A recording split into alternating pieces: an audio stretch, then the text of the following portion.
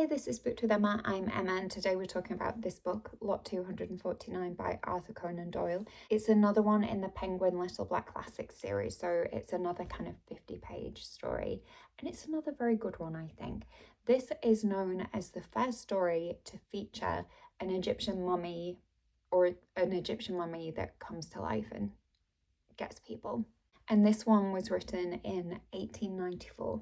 And it's actually the only thing I've read by Arthur Conan Doyle. I haven't read any of the Sherlock Holmes or anything like that, so this is my first introduction to Arthur Conan Doyle. The story starts off by saying that it can't be verified because we only have one person's word for what happened and a few witnesses who witnessed parts of what happened. But really, the story relies on the testimony of just one person.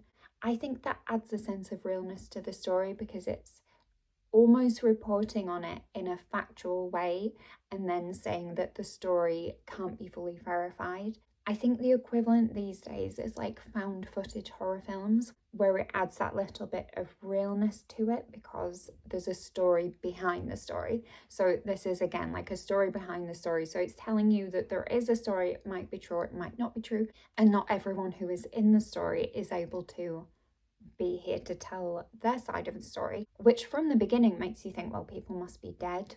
So it's already, you're thinking this story is going to be quite dramatic. It started off introducing quite a few characters, and I thought I was going to be really confused because I actually find it really hard to keep up with lots of different characters, especially when the names in my head seem kind of interchangeable.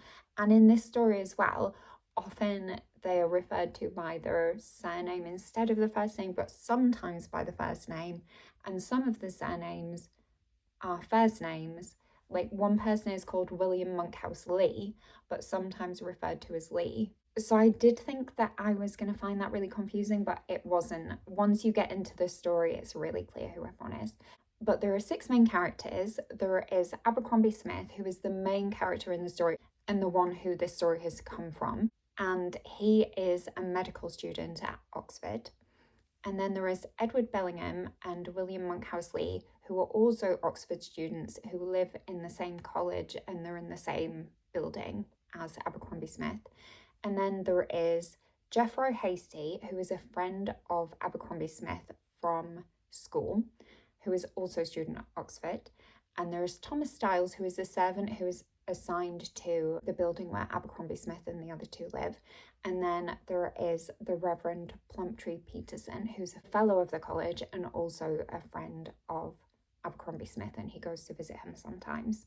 It starts off with Jeffro Hasty coming to visit Abercrombie Smith and just filling him in on some of the gossip that we need to know so that we can understand the story. So he asks him if he knows Bellingham and Lee, and Abercrombie Smith says he doesn't really know them very well, he's just said hi to them.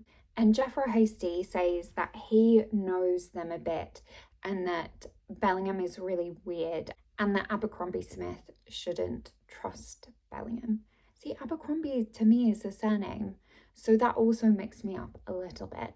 But Abercrombie Smith, usually they just call him Smith, so you kind of get the idea of who's who. Jeffro Hasty also says that Edward Bellingham is really, really good at what he calls Eastern languages, and he is fluent in the modern and ancient versions of these languages. And he also tells him that Edward Bellingham is engaged to William Monkhouse Lee's sister. Abercrombie Smith doesn't think too much of Jeffro Hasty's warning against Bellingham because he seems to think that Jeffro Hasty is a little bit judgmental. He says that Hasty could not tolerate departures from what he looked upon as the model type of manliness measured by a public school standard. So Abercrombie Smith doesn't really think much of this warning at first. Then one night after this conversation, Abercrombie Smith hears this shriek of horror that comes from downstairs. It says there was something in this sudden, uncontrollable shriek of horror which chilled his blood and pringled in his skin. Now, I did not know that pringle is a verb, but apparently it is, and it seems that it was actually coined by Arthur Conan Doyle 5 years prior to this short story, so He must have used it in some of his other work. Pringle is thought to come from prinkle, which is a Scottish word which I also never heard, which means basically a pins and needles feeling, so like prickling or tingling. So there is a Scottish word, prinkle. I didn't know that, but Arthur Conan Doyle, I always forget, was Scottish, so obviously he knew this word. And then his version of it is pringle. So I learned something new from this story, which I enjoyed, and I like that pringle is a verb. I also didn't know that Arthur Conan Doyle is quite funny, and in this same scene, it says that Abercrombie Smith had all the national hatred of making a scene, so he wasn't sure whether to go down or whether to just act natural and pretend he hadn't heard anything. But then Lee arrives and asks Abercrombie Smith to go and help because Bellingham is dying, he says. And they go down to Bellingham's room, and it's full of these ancient Egyptian relics, including a mummy in its case, an ancient Egyptian mummy. And they find Bellingham kind of blue and still breathing, but with very laboured breathing. And Abercrombie Smith checks his heartbeat and he says it's going like a pair of castanets. I enjoyed that simile. That was quite nice. Haven't heard that anywhere else, going like a pair of castanets. So it all seems quite serious, but then Bellingham just wakes up and is fine. And then after this incident, Bellingham comes and visits Smith quite a lot in his room, and they kind of become friends. But there is something weird going on because the servant, Thomas Styles, says to Smith that he wants to know who's walking around in Edward Bellingham's room when he's out. Smith kind of brushes it off, but then one night when Bellingham is in Smith's room, Smith hears someone open Bellingham's door, like someone's come out of the room and then is on the way up the stairs. And Abercrombie Smith asks Bellingham about this, and Bellingham says he'll go and check, and then he comes back and he says it was his dog and the dog had opened the door. But Smith also knows that this is a lie because he heard the footsteps and it wasn't a dog. So he knows that he's covering something up, but he's not really sure what. He thinks it's probably a girlfriend at this point. Later, Jeffro Hasty comes round again to see Smith, always bringing the gossip, and he tells Smith that someone called Long Norton, which sounds like a place name, but he is another student who is an enemy of Bellingham, has been attacked and that somebody tried to strangle him, but Long Norton says it was not a person. And Smith kind of poo-poos this, and he's like, it's not supernatural, it's probably just a garroter. So they appear to think it's normal to have a garroter on the loose. Maybe it was in those days. I found that quite surprising, but this man, Long Norton, says it wasn't a garroter, it was something superhuman that attacked him. And I won't really go any further with what happens because I don't want to spoil it. But basically, enemies of Bellingham keep being attacked by someone or something. And you can probably guess, it was very guessable, but I think in 1894 it probably wasn't as guessable as it is now.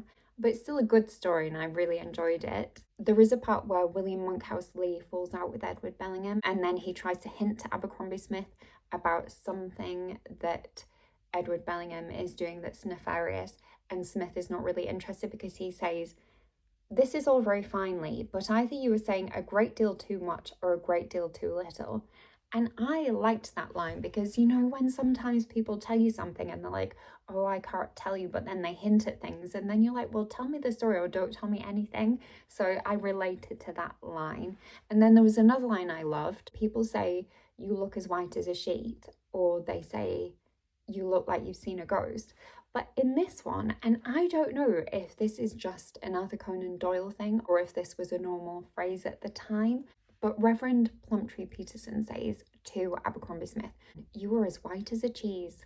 And I really liked that. That's a good one. Except I guess maybe it wouldn't work so much now because there's like orange cheese and yellow cheese and like veiny cheese. There's not just white cheese now. Maybe then all cheeses were more white. Anyway, another simile that I really enjoyed, white as a cheese. And overall, I enjoyed this story. It doesn't seem super original now, but I think if you read it, you do have to remember that you're reading something from 1894. And we know it was super original because it was the very first time that an Egyptian mummy had ever come to life in literature. So it was very original at the time. It doesn't come across as original now, but it's definitely worth a read, I would say. And it does make me want to read more Arthur Conan Doyle because I didn't realise that he's quite funny. But I definitely recommend this if you can get hold of it, Lot 249. It was very good. I don't think I will reread it, probably, or at least not as often as I will reread the Oscar Wilde one that I talked about last week, Lord Arthur Saville's Crime, which is very, very good and very, very funny. But this one, also very good. If you've read it, please let me know what you think. And otherwise, I will see you next time. Thank you for watching. Bye.